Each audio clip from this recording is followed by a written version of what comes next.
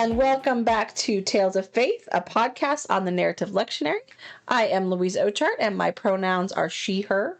And I'm AJ Ochart. My pronouns are he, him. This is episode 413 for the first Sunday of Advent on November 30th, 2025, though we are recording on November 24th. So if something major has happened between then and now, mostly it's just going to be Thanksgiving, but then we won't be able to. It's wild times. Oh, that's probably me. Mm-hmm. Today we're talking about the prophet Daniel and the roasting of Shadrach, Meshach, and Abednego. The name of three goats I always wanted to have. Mm-hmm. And we'll be using the new Revised Standard Version, updated edition, unless otherwise noted. So let's get started with context.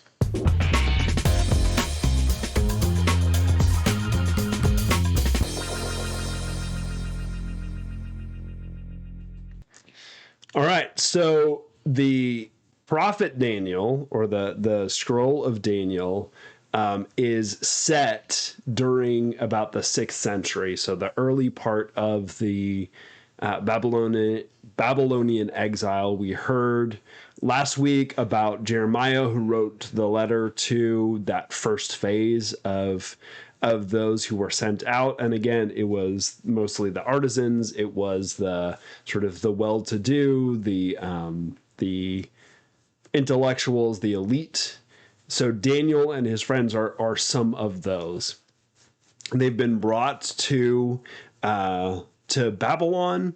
They are prepared as these sort of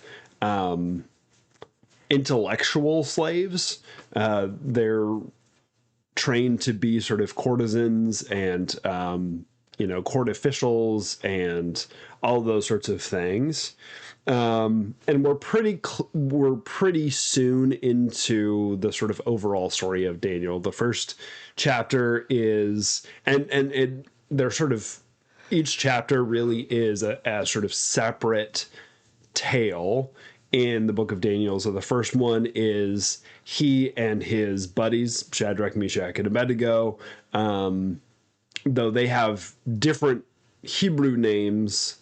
For whatever reason, Shadrach, Meshach, and Abednego, which are the Babylonian names, are the ones that stick for them. And then Daniel's Babylonian name, Belteshazzar, doesn't fit. So whatever. I do like that one. It is. That's what we named her. Yeah, that's what we named our cat.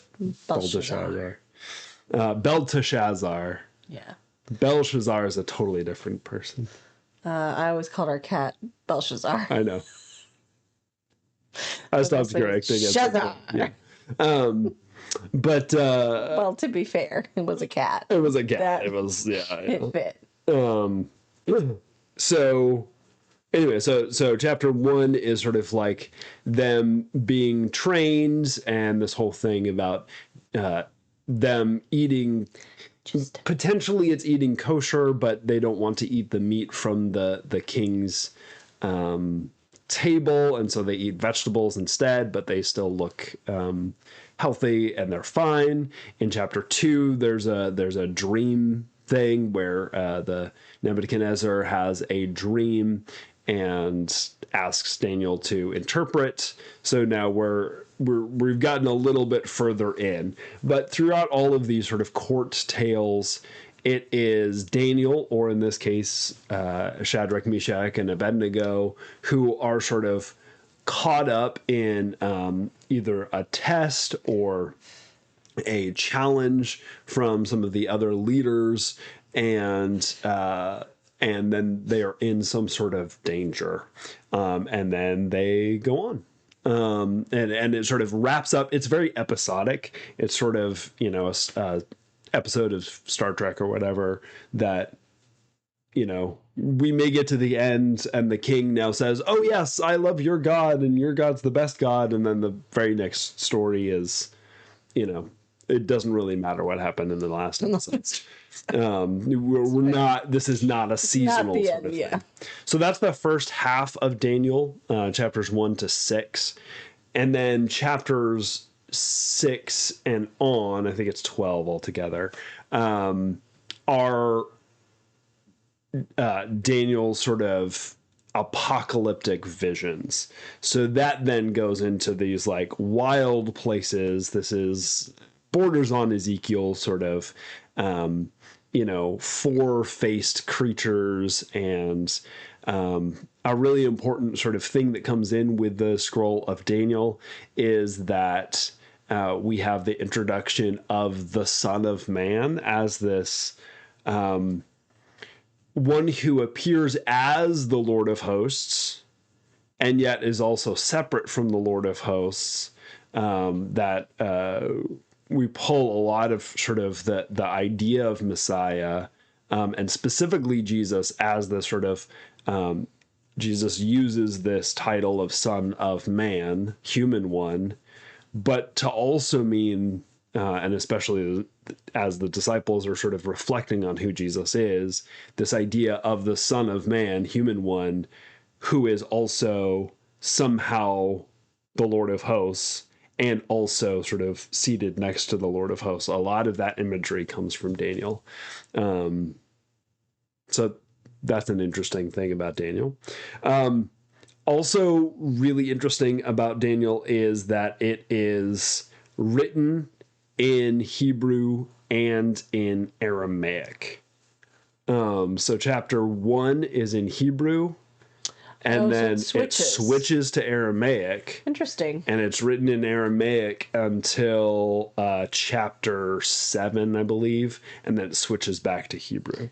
Is that because we think we don't have a full account in either language? We're not quite sure exactly. There's all sorts of different is there theories. Any widely accepted theory, or just everybody's got their own ideas? The current widely accepted theory right now is that it's actually all came together probably in the 2nd century BCE. Especially when you're talking about the prophecy, it's one of those things where it's, again, we're set in the 6th century and Babylon, and then there's all these incredibly accurate prophecies leading up to the Greek Empire, Alexander the Great, and most likely the sort of the horn that is Haughty or something like that, is Aristophanes the fourth Epiphanes, who was one of the Greek leaders. And then, so it's super accurate up to about 150s in there. Okay. And then all of a sudden, no accuracy whatsoever. So things like lots of people point out, well, there's these visions of, well, there's this empire and then this empire and then this empire. And people go, well, what about Rome? That was a pretty important, empire. And they, oh, yeah, that's the last one. This other one actually is the Medes and the Persians sort of squished together. Stuff like that. It's also try and make it make sense, but it may not. It's also written from, the Medes play a role in some of the court tales, and in the prophecy, and the Hebrew people and the Medes really didn't have much interaction whatsoever. Mm-hmm. So it seems to be highly written from a Persian standpoint, because the Persians and the Medes had sort of a thing. So, anyways, it's sort of all up in the air. There's lots and lots of theories about how it came together. Right. Most likely, it's it's just these are the records that we have. The surviving texts, and we've been able to put them together. Now, interestingly, when you look at like the Dead Sea Scrolls, there are a lot of sort of instances of the Scroll of Daniel that are a part of the Dead Sea Scrolls, which, especially if it came together in the 2nd century, is pretty impressive. It gained popularity really quickly. So, but partially because of all of that, in the Hebrew arrangement of scriptures, it's part of the Ketuvim. It's part of the writings. Okay. It's not seen as one of the prophets, which is also kind of history. It's this sort of like, oh, sure, this is an interesting story. There are things that we can get out of it. But in that particular sort of way of looking at how all these things fall together, it's not really counted as like, oh, this is something that definitely happened in exactly the way it. And as we will see in this text especially, there's some, it's almost sort of melodrama. It's sort of campy, sort of a lot of repetition that we'll see here. And, you know, the things like the court tales being very episodic and everything sort of going back to the way that things were. We skip around a lot in time. So it's likely that these stories sort of got passed down and passed down and passed down, and then they just sort of got bundled together with this prophetic apocalyptic work and sort of all attributed to Daniel. So here you go, sort of thing. So, yeah. Yeah, I spaced out 2 minutes into the end of that conversation. All attributed to Daniel, but we didn't write all of it. And you lasted up to 2 minutes until, so that's pretty good. That is pretty darn good. Started petting the dog. But so, anyways, in sort of biblical literary narrative chronology, we're not that far after the letter that Jeremiah sent. Right. We're kind of, you know, a few years after, but not that long, right? We're in that sort of same era. We're in the exile itself. In fact, we're going to be in the exile until we're in the New Testament. Yeah. For the third Sunday of Advent. We don't have that many weeks, but still. So that kind of brings us up from where we were last time. And now we have an ad break. Me too. Today's episode is brought to you by the new Den Safe Lion Repellent. Because not everyone has Daniel's level of faith.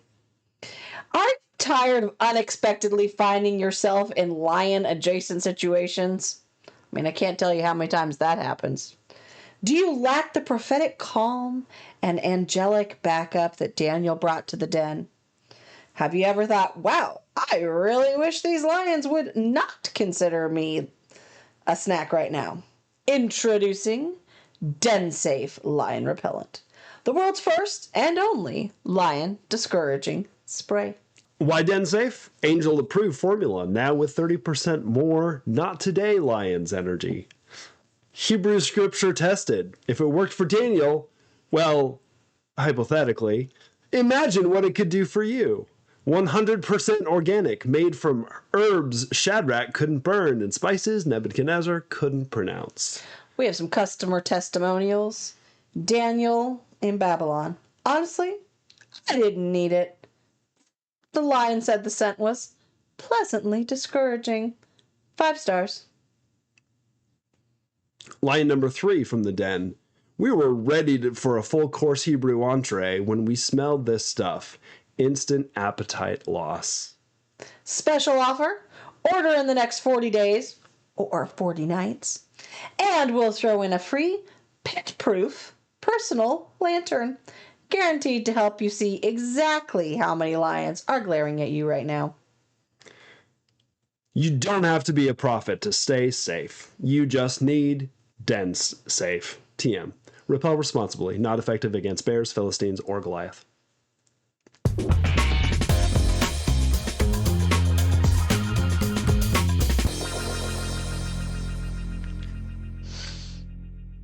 So, section 1.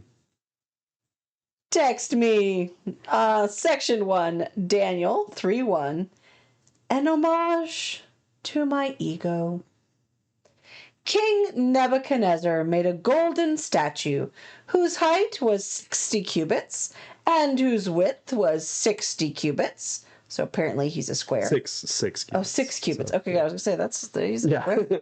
60 cubits, and whose width was 6 cubits. He set it up on the plain of Dura in the province of Babylon. All right. So he's making himself a big statue. Giant golden statue. Yes. Yep.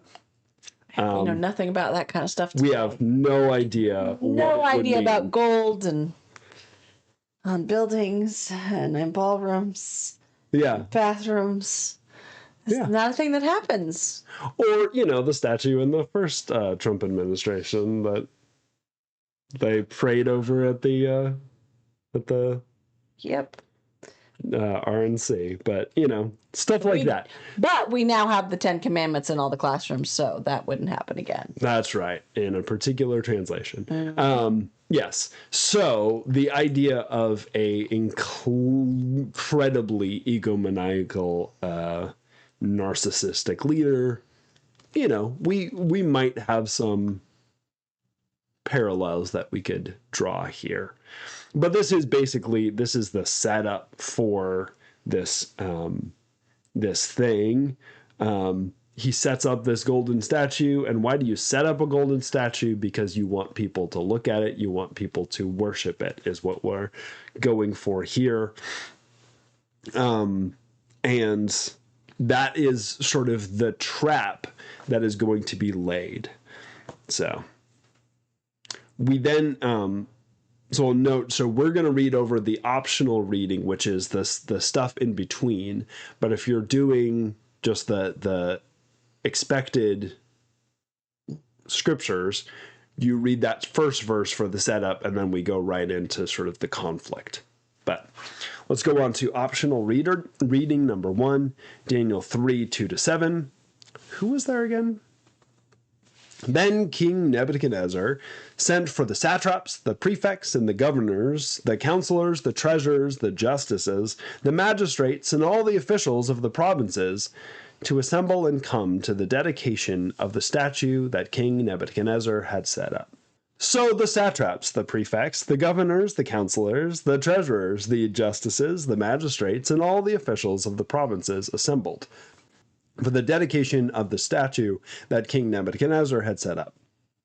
When they were standing before the statue that Nebuchadnezzar had set up, the herald proclaimed aloud, "You are commanded, O peoples, nations, and languages, that when you hear the sound of the horn, pipe, lyre, trigon, harp, drum, and entire musical ensemble, you are to fall down and worship the golden statue that King Nebuchadnezzar has set up.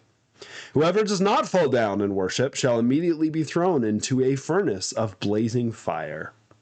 Therefore, as soon as all the peoples heard the sound of the horn, pipe, lyre, trigon, harp, drum, an entire musical ensemble, all the peoples, nations, and languages fell down and worshipped the golden statue that King Nebuchadnezzar had set up." And in that second list, the Aramaic lax drum. All right. So he called all his sycophants, and now they're all going to worship him. And then they tell everybody else they got to do it. Yeah. Ouch! Ouch! And yeah, there's this musical sign of all the horns, pipes, trines, blah, blah, blah. Yeah. And you notice this again, these sort of like lists that are listed over and over again. Yeah. It really has this, we're going to do, when we do the reading, are going to play with some like sound effects and some like panto, kind of like pantomime. It's kind of that vibe. Yeah. It sort of invites the audience or whoever to participate, because they hear this list over and over, and it's not the type of thing that it doesn't seem to be the repetition that means like this is super important, because that Right. that happens That has a throughout Hebrew different- yep. scriptures. This is more of a sort of like, yeah, again, Say it with me, friends. right, exactly. Yeah. It's so our Jewish siblings in during Purim retell the story of Esther, and there's a lot of like, every time you hear the word, whatever, this character, then here's the response. And when it's kind of like what is it called?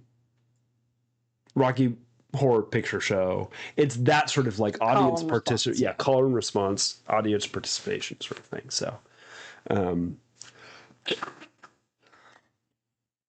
but again, we're seeing the potential trap, because anyone who's not going to bow down to this is going to face severe consequences. They're going to be thrown into this fire. So definite danger. And I think there's a really interesting tonal shift that we've had. But because we've heard a lot of these stories, we've heard a lot from these prophets who say, please, just, I beg you not to worship these other gods. And the people just do. Like, but... Right? Like... Pretty. No manner of sort of begging and cajoling will get them to not worship these other gods. Now, it's this sort of shift. Again, we're post-exile. Mm-hmm. And it's sort of like, so those who went before us, they did this. They worshipped all of these other gods. So we're going to now tell stories about people who, even under threat of death, don't worship these other gods. Yeah. Right. So there's sort of a solidifying of that. That's really a part of this. Other thoughts? No, I think that's pretty self-explanatory bits in there. Yeah. All right. Daniel 3:8-12, whistleblowers. Accordingly, at this time, certain Chaldeans came forward and denounced the Jews. They said to King Nebuchadnezzar, O king, live forever. You, O king, have made a decree that everyone who hears the sound, ouch, of the horn, pipe, lyre, trigon, harp, drum, and entire musical ensemble shall fall down and worship the golden statue. And whoever does not fall down and worship shall be thrown into a furnace of blazing fire. There are certain Jews whom you have appointed over the affairs of the province of Babylon, Shadrach, Meshach, and Abednego. These men pay no heed to you, O king. They do not serve your gods, and they do not worship the golden statue that you have set up. All right. And I apologize, but my dog scratched me in the middle of that, as she is wont to do. So Chaldeans Chaldea sort of refers to the broader Babylonian area. Technically, Babylon is the sort of central city. Got it. But now we usually refer to the whole thing as Babylon, the whole empire. Yeah. So, it's just another name for what we would call Babylonians. Also, really interesting, so these Chaldeans come forward and denounce the Jews, which is a word that does not exist at this time. Oh. Jew. So what would they have said? They would be Hebrews. Okay. They'd still be Hebrews, or they might be Israelites, but the word that we get Jew or Jewish from is ultimately comes from the Greek world, and the Greek language referring to those from Yehuda, from Judah. So it's connected to that, but it doesn't really come about until the Greek period, which again is most likely when this has actually been written or taking its final form. So another clue along that line.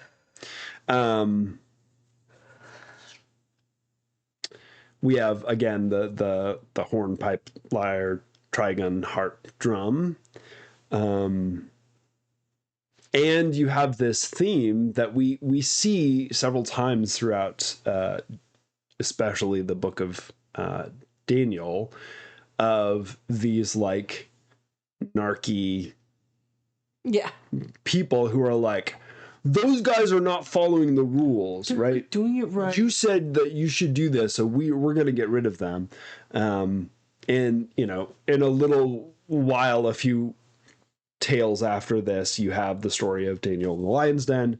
And there it's sort of naked ambition. Yeah. Exactly. I was gonna say we don't necessarily get a reason why they're doing, or at least not so far, except that it is noted, these guys that you appointed over the affairs of the province. So you let these foreigners be in charge of the provinces. Yeah. Or this is early DEI right here. Yeah. So, Absolutely. You know, it is very much DEI. Yeah, you're right. They're very much against that. And, yeah. That's a good one. Your diversity hires over here aren't. They're not bowing down like we're supposed to. They're not following the rules. Yeah. You also notice that Daniel is completely absent from this story.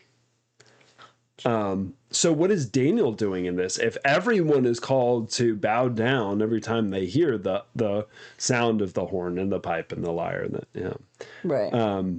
Then does that mean Daniel is bowing down? No, like again, these are probably tales that have just been passed down and they're squished together. We introduced that's one of the theories about why chapter 1 is in Hebrew. Is because maybe these ones were all sort of intentionally written in Aramaic so everybody could read them. And then in the 2nd century, they write this Hebrew introduction at a time in which they're sort of like trying to be a resurgence of the Hebrew like purity culture and culture. So but it's sort of, we'll write this introduction and explain, well, sure, you're going to hear about these other guys, Shadrach, Meshach, and Abednego. You may also hear from them by their other Hebrew names. So they're all friends with Daniel. They all were part of the same group, and that sort of thing. Something that also really sort of rises to the top for me is, you said earlier sort of sycophant, but the way that the Chaldeans approach Nebuchadnezzar, it's very much buttering him up. Oh, king, live forever. You're so great. You're so wonderful. This guy doesn't like you. He's sort of against your thing. They pay no heed to you, O king. They don't serve your gods. They don't worship the golden statue that you have set up. This very much sort of appealing to his ego, which again has a lot of parallels to our current sort of political structure, and that those who are successful do that, right? Over the weekend we saw, Zoran Mamdani meeting with Donald Trump, and very much willing to sort of play the game. Like, I'm gonna meet with you. We're gonna work together. He didn't back off on the things that he's interested in or like his principles, but he's also willing to not quite kiss the ring, but like you know, like, let's work together. I'm gonna sort of give you the benefit of the doubt, that sort of stuff. And we also saw, you know, Marjorie Taylor Greene, who absolutely positively has done that for years. And all of a sudden, Trump has sort of turned on her, and she goes, oh, like, hey, maybe this is just like, it's not worth it dealing with the repercussions of having you mad at me. So I'm out. Yeah. So a very similar sort of dynamic power structure sort of thing. Other thoughts? No, it's just, to me, it's just very much the sycophants are tattletaling. Yeah. You know. And again, this is partially because of the style, right? This is not like It's not highbrow meditation literature. This is not like deep wisdom. This is much more sort of like, oh, here's the story, right? Yeah. And there's certainly deep things that we can pull from it, but it's a different vibe for this story, I think. Yeah. Yeah, I think there's a lot we're going to learn, but a lot of it is like a story. Yeah. We don't have to mine it for detail. But we probably should. And it's a story as story. Yeah. It's not a story of this thing. Yeah, I think it's more kind of nakedly it's not a parable. It's a story. I mean, we learned something from it, but it's not. Or it's not like, it's not trying to be history. Right. It's not trying. It's trying to be sort of entertainment. Yeah. It's not a nonfiction sort of situation. It's more of a fiction. Like, I am telling a story. Maybe there's a grain of truth to it. Probably not. But I'm telling the story. Again, we're all enjoying this. This would be, you know, this is a storyteller really having fun with this. It's that style. Yeah. Section 3, Daniel 3, 13 to 15. One last chance. Then Nebuchadnezzar, in furious rage, commanded that Shadrach, Meshach, and Abednego be brought in. So they brought those men before the king. Nebuchadnezzar said to them, "Is it true, O Shadrach, Meshach, and Abednego, that you do not serve my gods, and you do not worship the golden statue that I have set up? Now if you are ready, when you hear the sound of the horn, pipe, lyre, trigon, harp, drum, and entire musical ensemble, you should fall down and worship the statue that I have made. But if you do not worship, you shall immediately be thrown into a furnace of blazing fire. And who is the God who will deliver you out of my hands?" Just giving him a second chance. Right. You know, I mean, there is due process, right? It's not just hearsay that these people are doing this, but he calls them up and says, "Hey, what's going on? Yeah, I'm going to give you another chance." And you notice that it's framed around this sort of contest of gods. Whose gods are more powerful? Right.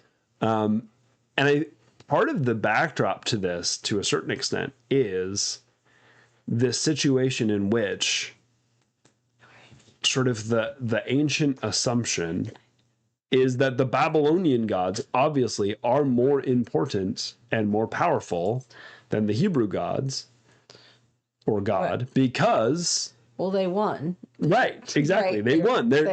The Hebrews are in Babylon. We conquered you, so if your God was more powerful, then obviously you wouldn't be conquered. Exactly. So they're sort of like, well, you know, hey, it's our gods. You're on our turf now, so you need to serve my gods. And if you don't, and I throw you into this furnace, Who is the God who will deliver you out of my hand? So that's an important little Challenge accepted. it's a challenge accepted. Exactly.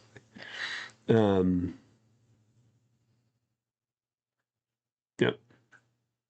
But again, we're just It's carrying on the story. There's maybe not a huge amount to talk about. mine. Yeah.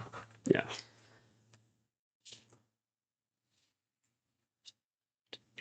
Okay. So, section 4, Daniel 3:16 to 18. Nah, we're good. Shadrach, Meshach, and Abednego answered the king, O Nebuchadnezzar, we have no need to present a defense to you in this matter. If our God, whom we serve, is able to deliver us from the furnace of blazing fire and out of your hand, O king, let him deliver us. But if not, be it known to you, O king, that we will not serve your gods, and we will not worship the golden statue that you have set up. And then there's a footnote, B3:17, or if our God whom we serve is able to deliver us, he will deliver us from the furnace of blazing fire and out of your hand. Okay. Yeah, so their answer is an interesting one, right? It's again, we don't have a defense. We don't need to give you a defense. Right. We don't have anything to prove here. I mean, we do have some, but yeah, we don't have to. Yeah, and we've not done anything wrong. Right. And they're sort of turning this test on its head. Yeah. Instead of anybody who hears this music, you have to bow down to the statue of Nebuchadnezzar. They say, well, whatever. Like, if our God is able to save us from your fiery furnace, then great. And if not, we're still not going to bow down. Right. It's kind of punk rock. It's you can kill us if you want to. And either God's going to save us or God's not going to, but it doesn't change anything. We're still not going to bow down. Right. And I get the sense that it does not change their belief in God. Mm-hmm. That they are fully surrendered to the idea that God's will be done regardless, and that will is more important than their lives or what they would want to see done. That, God will save us or he won't. And if he doesn't, then that's okay, because that wasn't what God needed to happen in this situation. Right. And then just sort of like that giving up to the will of God is pretty impressive. I recently heard a story. It's a story of Whitcliffe, I think, or I think it was Wesley. And he was on a ship and in this huge storm, just terrible, terrible storm, worse than he's ever experienced. And he's there like freaking out. And he looks over, and on the same ship is a bunch of Moravians who had been, I think they were missionaries somewhere, maybe to South America. I don't remember where it was. But these Moravians, and they are just chilling and singing songs in this just beautiful sort of like, hey, whatever happens, either God's got us or we're going to die and we'll be in God's hands, and it's not a big deal. And Wesley, after that, did some pretty serious soul searching. Like, wow, like that is a display of faith that I don't. Yeah. I was not there. I was not in a place where I just sort of gave myself over to whatever would happen. And yeah, I mean, that is a beautiful, beautiful thing. Yeah. Yeah. So section 5, Daniel 3:19 to 23. If there's anything more important than my ego on this ship, I want it hunted down and shot. Then Nebuchadnezzar was so filled with rage against Shadrach, Meshach, and Abednego that his face was distorted. He ordered the furnace heated up 7 times more than was customary, and ordered some of the strongest guards in the army to bind Shadrach, Meshach, and Abednego, to throw them into the furnace of blazing fire. So the men were bound, still wearing their tunics, their trousers, their hats, and their other garments, and they were thrown into the furnace of blazing fire. Because the king's command was urgent and the furnace was so overheated, the raging flames killed the men who lifted Shadrach, Meshach, and Abednego. But the 3 men, Shadrach, Meshach, and Abednego, fell down, bound into the furnace of blazing fire. And there are several places where the Aramaic there is uncertain. We're not quite sure exactly if it was trousers or tunics. What exactly they were talking about there. So it was something. Yep. And it seems to have been important. Right. Whatever it was, that they still had their clothes on or whatever. I'm not sure if that means that when you, like, customarily, when you burn people to death, you all first strip them naked and then throw them in. So not sure what's going on there. But the sort of hyperbolic nature of this story, you know, Nebuchadnezzar is the true villain, right? He is so enraged.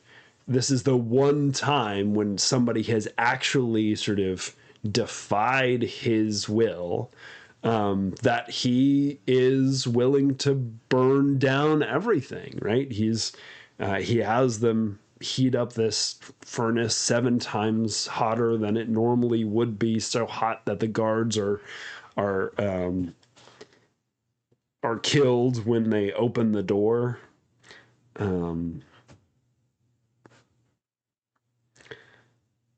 And they throw Shadrach, Meshach, and Abednego into this blazing fire.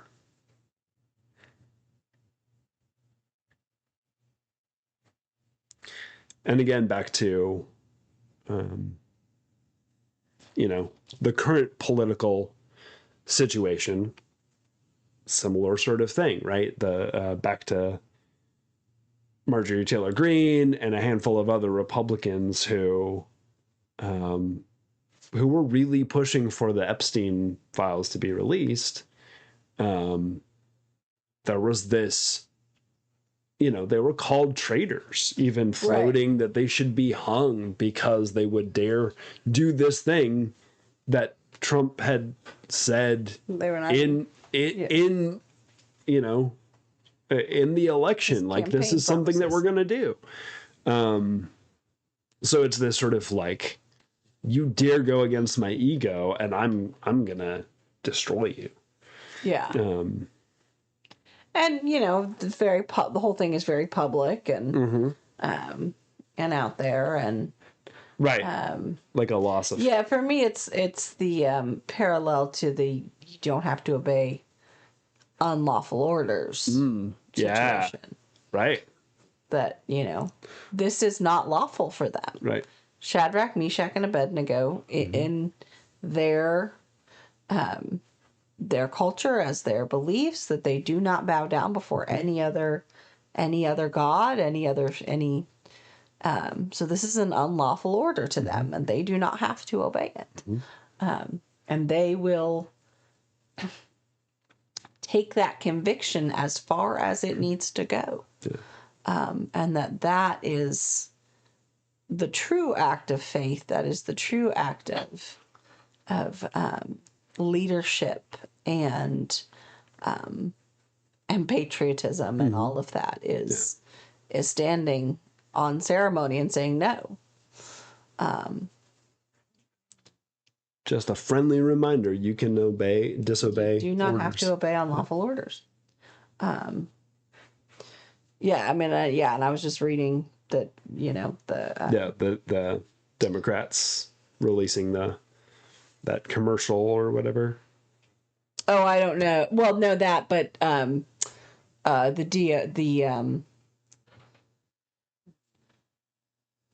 the Department of Defense is now looking into Captain,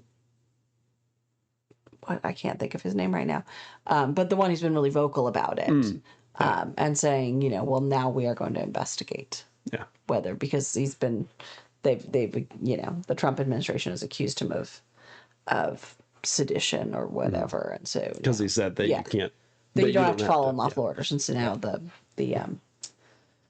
Department of Defense is getting involved. But that's neither here nor there, really. The point is, though, yes, to have the faith to say, and to say, it does not matter if I survive this. Right.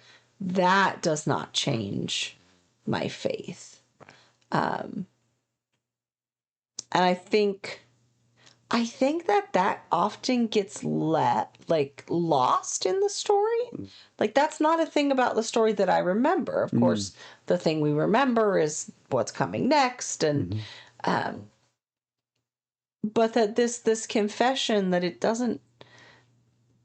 that bad things happen, and that doesn't change God's goodness. It does not change God's sovereignty. It does not change God's grace, and it does not change who God is or how we believe in God. Bad things happen, and sometimes we are saved from those bad things, and sometimes we're not. And it's okay either way. That does not diminish who God is. Or should not diminish who God is in our eyes. And that is a really hard thing. You know, we want to be saved from the fiery furnace. Obviously, who doesn't? Sure. Yeah, and I think that to me is a really powerful statement and reminder. That makes me think of, I just watched a video of so this is a hearing after some of the situations in Chicago. And one of the ministers who was on the front lines of these protests against ICE and unlawful detainment, and especially in light of the ridiculous numbers, 6% of the people that they took in had any criminal record whatsoever. And truly insane tactics. And part of that was this hearing that he had been shot at least 5 times, a couple of times in the head and face with these pepper bombs, which, according to the manufacturer, you're absolutely positively not supposed to shoot it at anyone. Right. And that he and several of his colleagues, other religious leaders, had also been shot with this. And according to the manufacturer, again, it is literally a miracle that no one died in these blatant misuse of this material or whatever. And that witness of, hey, we're alive, and that's great, but we're bearing witness to this thing that you have done. If someone had died because of it, it would be even more severe. But it doesn't make what you have done any less good or bad, right? It is, or any less severe. Right. Just because we didn't die doesn't mean that it wasn't evil. Right. Exactly. Yeah. So that sort of, this strong sort of resistance. And again, as these stories are being told now in the Greek period and being passed on, into the Roman period, that's a really important message to hear, and to be able to hear it, even in this sort of like story that has more sort of campy overtones that, can there's a reason this is the second one that VeggieTales went to, to say like, oh, this is a great story. It's a good one to hear. Because it's an engaging and interesting story, but there is that kernel of sort of like resistance, and we're gonna do this even if it doesn't go the way we want it to. But it's important enough that we're just not going to bow down. Yeah. And linking it back to Jeremiah, like I know the plans I have for you, plans to prosper, and yet they are looking at the very real possibility that they are going to die. And it's a reminder that that plan to prosper may not look the way that you want it to look. Yeah. That it is not, the prosperity of the gospel is not money. Is not money. Right. It is not riches. It is not good. It is not airplanes and mansions. And it is a relationship with God. That is the thing that will prosper. It is our salvation. It is our connection to God. That's the thing that He has a plan for to prosper, not the earthly things. And we so often connect it to the earthly things. But I think the more that I get in, the more deconstruction I do, the more, not that I was ever really rooted in the prosperity gospel. That was not really a thing. But just the more that I look at some of these scriptures, and that's just one of those platitudes that I've heard so often in my life. But I don't think it has anything to do with anything earthly. Especially looking at when it was given. That it was given to a people in exile, that it was given to a people that were not going to prosper with money and with things. They were not slaves, but they were captured. But that in that God would allow them to prosper. But that prosper was not like that human flourishing. Like you're going to be able to, again, build houses and gardens and communities. Yeah, you're going to be able to live. Yeah. But more than live, you're going to be able to prosper because you're going to have this opportunity, this redemption of the thing that you have not been doing, which is to have a relationship with me. And so in this exile, in this hard thing, now you are seeing me more clearly. Now you will grow deeper in your faith and deeper in relationship. And so this is an opportunity for Shadrach, Meshach, and Abednego to grow deeper, to prosper, to have stronger faith. Whether they come out of it burned to a crisp or just fine, that's not the important part to them. And so, when we say things like, I know you, I have the plans for, when we say that, it needs to be about the spiritual things that will come out of the hardships that we're facing. So, yeah. Well, and I think it connects to that sort of the prophetic critique type thing that we've been talking about as well. The speaking truth to power. Like, no, I'm not going to kiss the ring and tell you everything that you want to hear. I'm not going to bow down to your statue. It's just not going to happen. Right. Like I actually do have boundaries. And that leads to death often, right? Resistance does not lead to a good place. The moral arc of history turns towards justice, but there are a lot of martyrs on the way. Yeah.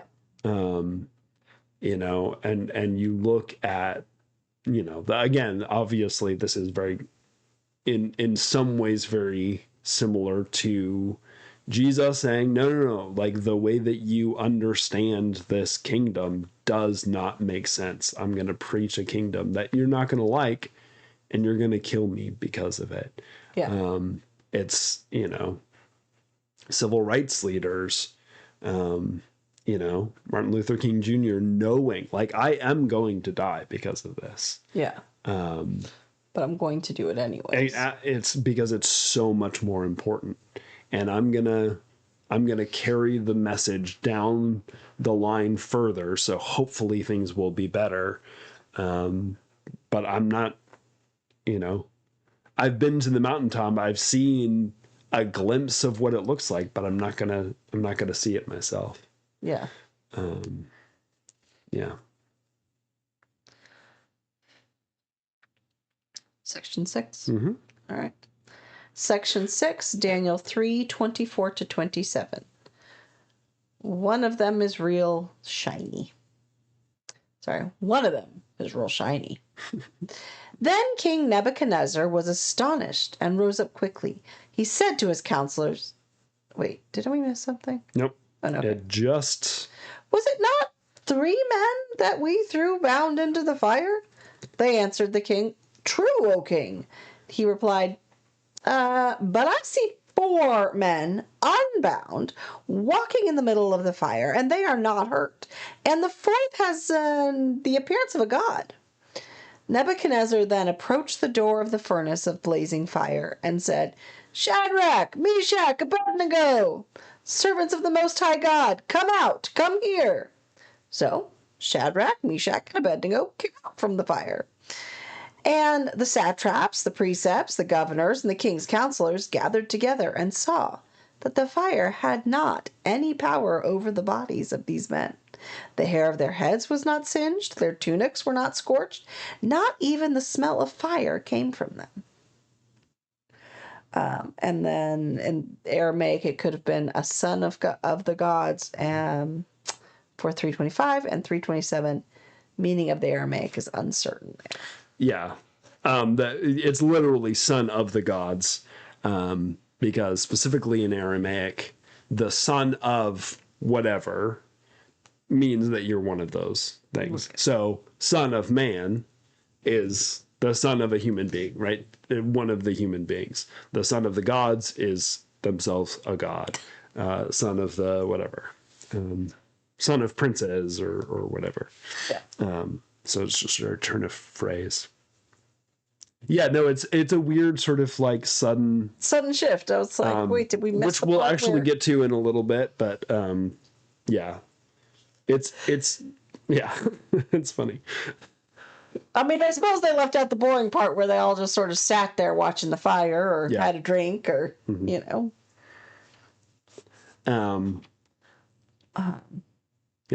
It is very not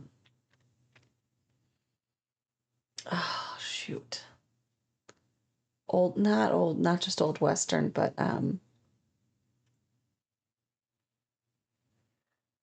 there's a particular theater term and I can't think of it. I'm going to have to look it up. Where you just sort of jump to a new... No, the over the top, the campy is not. Yeah, no. I was thinking of this earlier too.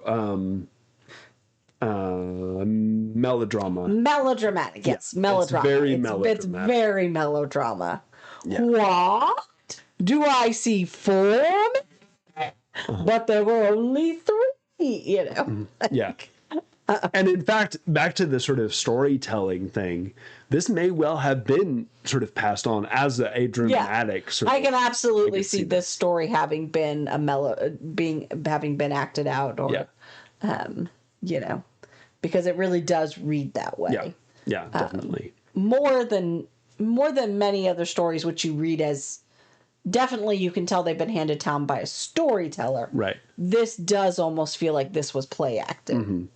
And especially with, like, in this case, where the action of what happens in the furnace all sort of happens off camera. Right. We didn't. That's why there's that weird jump. Oh, yeah. We're all looking at it, and then, But of course, the main crux here is they were thrown into the furnace and they were not burned. Yeah. And all of a sudden, there's a fourth guy in there who's shiny. He's real shiny. And then I love that the satraps, prefects, and governors and the king's counselors, they all, Yeah. come over to see what has happened. Yeah. Yeah. Everyone sort of waddles over there. Yeah. And their tunics, or whatever that word is, are not singed at all. They don't even smell like fire. They are completely unharmed. So again, back to the previous conversation, Shadrach, Meshach, and Abednego go in with no expectations whatsoever. Right. And they come out fully fine, right? Yeah. Again, God did not need to do this, but God does do this sort of miraculous thing. Yeah. Yeah, I mean, I think, that's the crux of the story right there, but it is a pretty straightforward, God saved them and, God shielded them. God sent, because of their faith, they were saved. Yeah. God sends an angel. It is a little deus ex machina, It's and then everything's better, right? Literally, God in the machine. Yep. It's an angel. And then, well, unless you have anything else with that, No. we'll finish up the story. You want me to keep reading? Yeah. Okay. Section 7, Daniel 3:28. To whatever the 30. end of this, to 30. 3:28 to 30. Actually, your God is okay. Nebuchadnezzar said, "Blessed be the God of Shadrach, Meshach, and Abednego, who has sent his angels and delivered his servants who trusted in him. They disobeyed the king's command and yielded up their bodies, rather than serve and worship any god except their own. Therefore, I make a decree. Any people, nations, or language that utter blasphemy against the God of Shadrach, Meshach, and Abednego shall be torn limb from limb, and their houses laid in ruins. For there was no other God who was able to deliver in this way." Then the king promoted Shadrach, Meshach, and Abednego in the province of Babylon. So everything is better, and Nebuchadnezzar now, is... Well, yeah, everything is better, but I do find it, this is not one of those times when the king goes, "And I will serve your God now," because we do get that frequently. Yeah. That's not what happens here. He's just like, your God's okay with all the other gods. Like, your God can hang. And anybody who speaks against your God is going to be torn limb from limb. Right. Which definitely does not take effect later in, say, Daniel and the Lion's Den. Right, in a few chapters. Yeah. But again, it's not a It's not a conversion. yeah, Yeah. which is interesting. It's a recognition, but not a conversion. Which is neither here nor there. I just think it's interesting.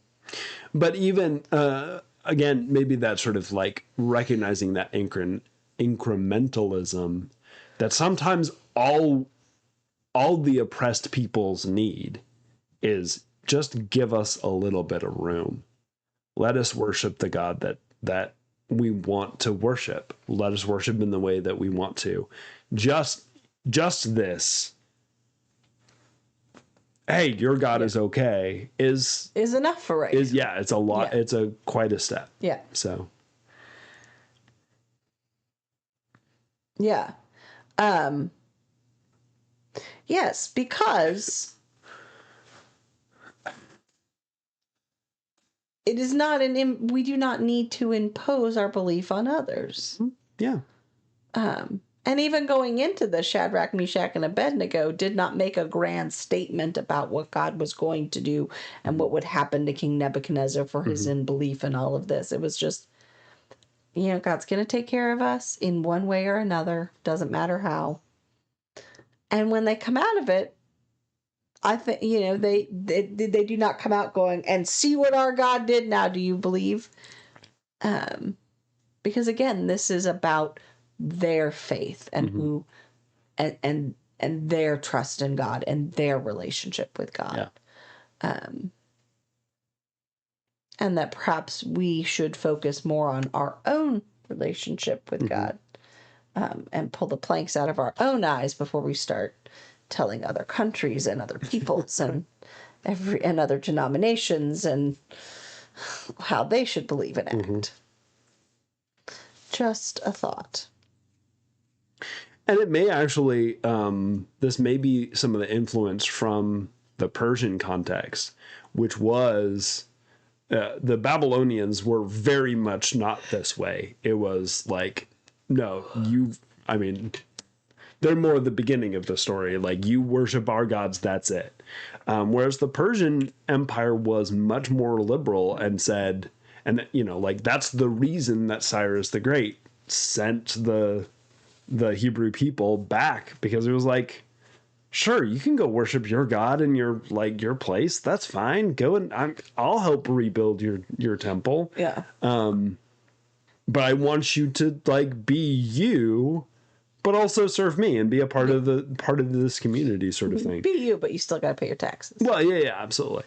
But it's just a very different viewpoint, and this is much more sort of in that realm, which is interesting.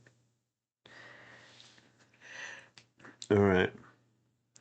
I did put in an interstitial. So this is Daniel 3:24 to potentially 90. 24 sounds familiar. That sounds like what we just had. Another really interesting thing about the Scroll of Daniel. So this is from the NRSV CE, so the Catholic edition. So the Apocrypha version of Daniel has a whole bunch of extra verses, a couple of extra chapters, and here's one of those places. So we just noted that it seems like a really weird switch from throw them in, and then all of a sudden Nebuchadnezzar sees. Well, the Catholic edition has this whole section. They walked around in the midst of the flames, singing hymns to God and blessing the Lord. Then Azariah stood still in the fire and prayed aloud. Who the heck is Azariah? Well, again, if we go to chapter 1, that's the dude who is called Abednego. Is that Abednego? Azariah is his Hebrew word, or his Hebrew name, and it's just like a Russian novel where just you've got multiple names for the same person, and I'm just going to refer to whichever one sounds right, and then he gives this long sort of prayer. It's, blessed are you, O Lord God, our ancestors, and worthy of praise, and glorious is your name forever. For you are just in all you have done. All your works are true, and your ways right, and all your judgments are true.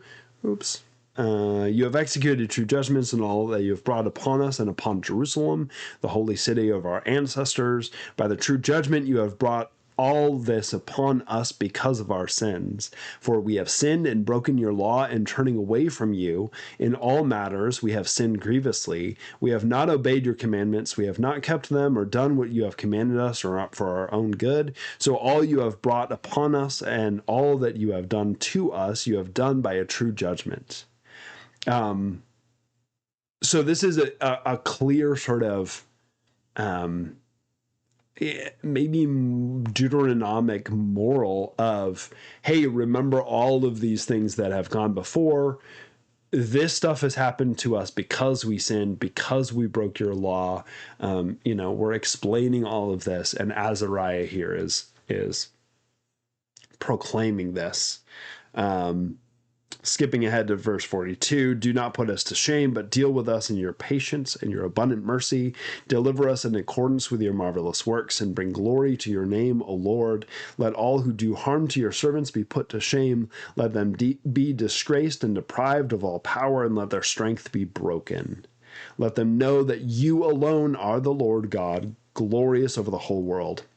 Now the king's servants who threw them in kept stoking the furnace with naphtha, pitch, tow, and brushwood, and the flames poured out of the furnace 49 cubits and spread out and burned those Chaldeans who were caught near the furnace. But the angel of the Lord came down to the furnace to be with Azariah and his companions, and drove the fiery flame out of the furnace, and made the inside of the furnace as though a moist wind were whistling through it. The fire did not touch them at all, and caused them no pain or distress. Then the three with one voice praised and glorified and blessed God in the furnace. Blessed are you, O Lord God of our ancestors, and to be praised and highly exalted forever. And blessed is your glorious holy name, and to be wholly praised and highly exalted forever. Etc., etc. So they sing this long song of praise, and then Nebuchadnezzar goes, hey, wait a second, we put 3 people in there. There's 4 in there now. So there's this whole section that is completely absent from the sort of Protestant version. I'm not exactly sure. Like, some of the Apocrypha make sense, right? Because it's this sort of well, we're not quite sure about this one, so we're gonna put them in between the Hebrew scriptures and the Christian scriptures, and then primarily those didn't make it into the Protestant version of the scriptures in the 1900s because printers realized that we could not print this whole section and nobody would really care at all. So that's the reason the Apocrypha is not part of our there was no sort of like high council of the Protestant church that said, we're going to cut these out. But this one is like, there's all these extra sections. Right. There's quite a bit of, well, and there's a lot to be gained from these sections too. That is interesting. There's a lot of great stuff. In fact, I will include this, but my, this is a great place to pull stuff like, called to worship or a prayer of confession or whatever you need, like some great liturgy for that's rooted in this story. It's like, there's some great stuff here,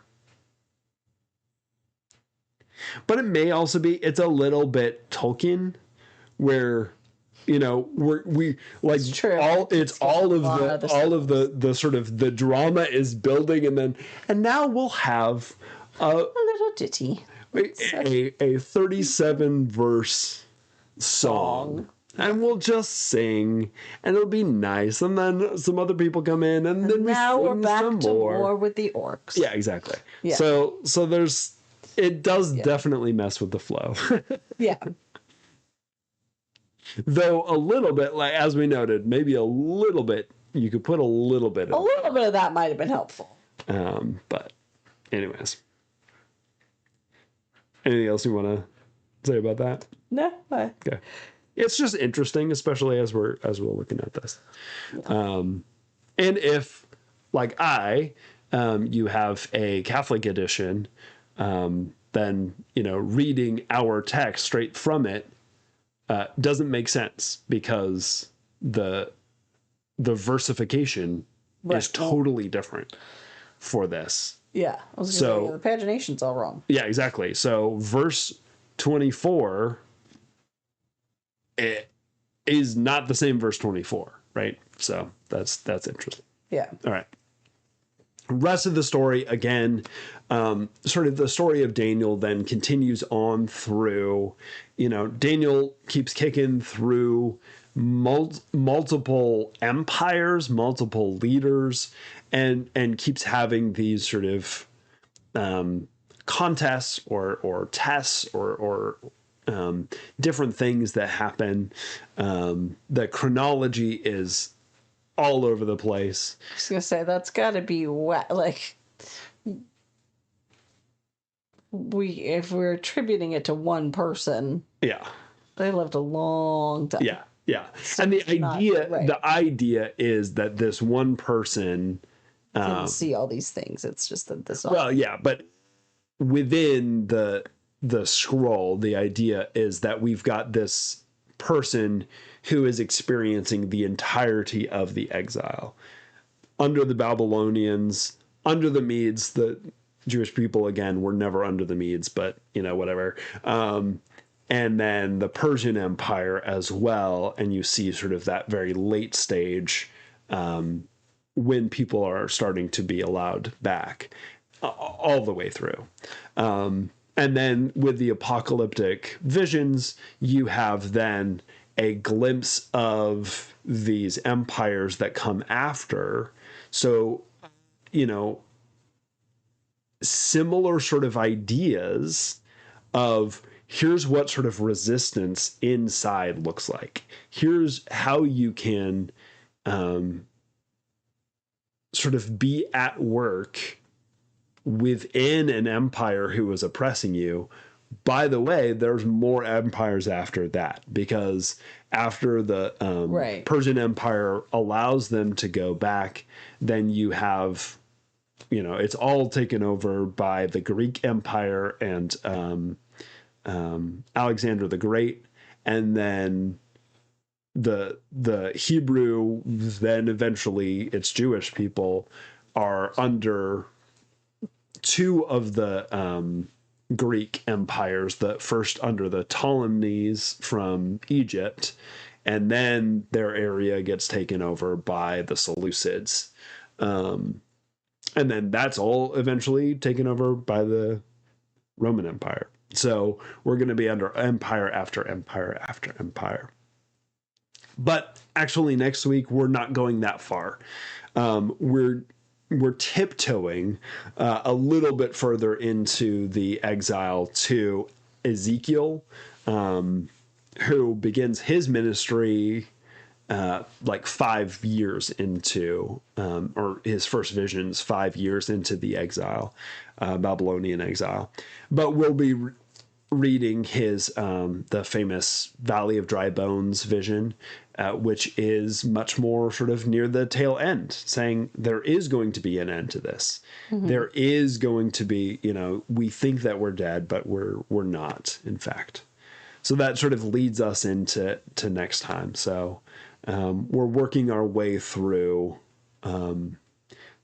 exile, the sort of glimpse of hope. And then the Sunday after that, it's going to be Isaiah chapter 55 with this clear vision of we are returning, right? Seeing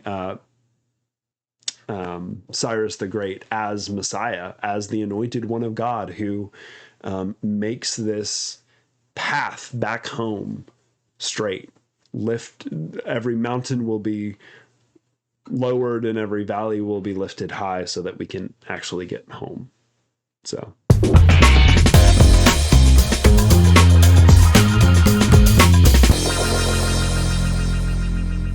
there you go. So we'll talk about That'll Preach. Some thoughts. I mean, I think, I'm not going to add in any of the extra other than just, because this is one I think the kids will really enjoy building. Yes. Yeah. And we have not had a lot of time for building, and they're starting to rebel against that. I might have a little rebellion on my hands.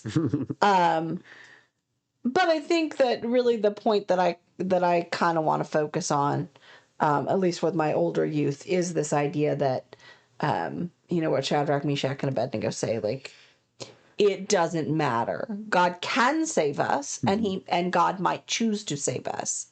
God might also choose not to save us, but that does not diminish God's power. That does not diminish our faith in God. And we talked about this a little bit last week. Just that reminder that God is with us in the hard things. That does not mean that we will not experience hard things. Yeah. Which I think is, particularly important right now, particularly important for youth, just in general, that reminder. We've had this question of why does God let bad things happen? just and sort of starting to explore that idea a little bit of, we don't really know. The truth is we don't know. But that in those hard things, God is with us, and that is the thing that we need to remember and focus. That's what our faith gives us, is the assurance that God is with us in those hard things, not that we won't have hard things. Yeah.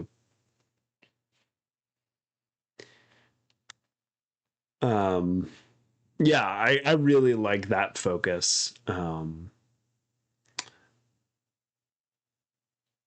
There's the resistance sort of side of things. Recognizing the capriciousness of egomaniacal leadership.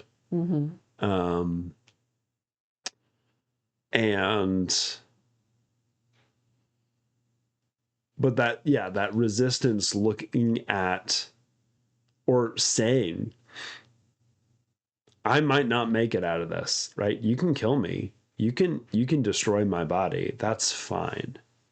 It doesn't make what you're doing any less evil. It doesn't mean that I'm wrong, right? You can think that you've won and you still haven't. To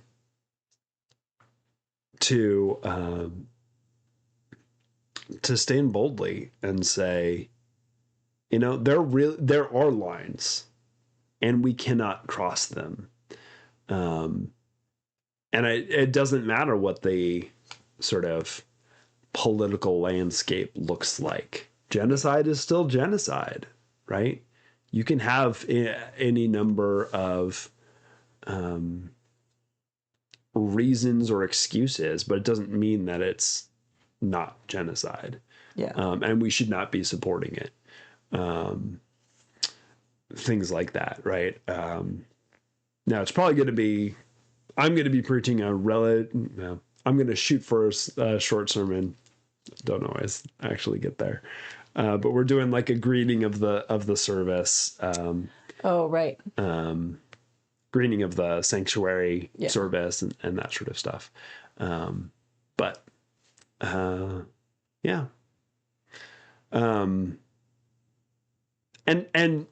just have fun with the text.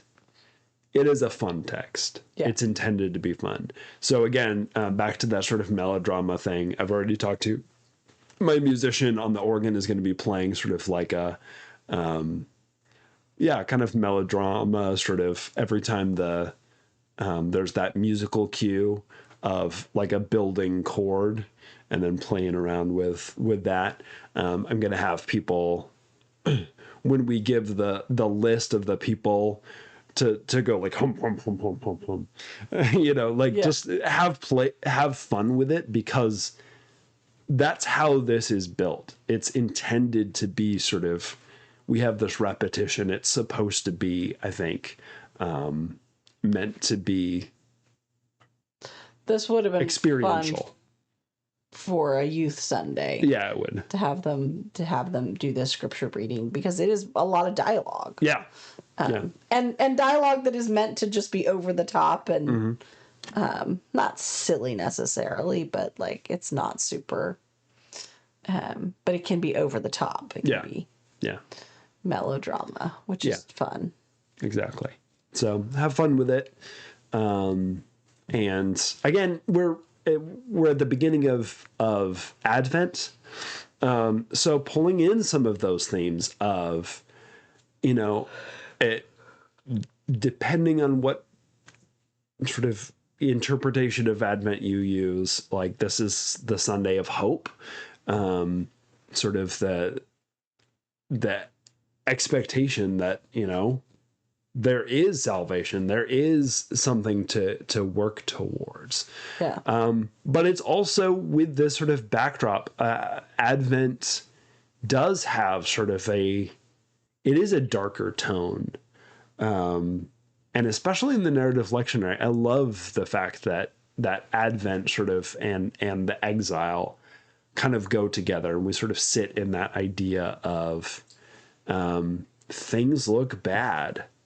but there is hope. There is one who is coming. So you can bring in that as well. So yeah. Thanks for joining us for Tales of Faith.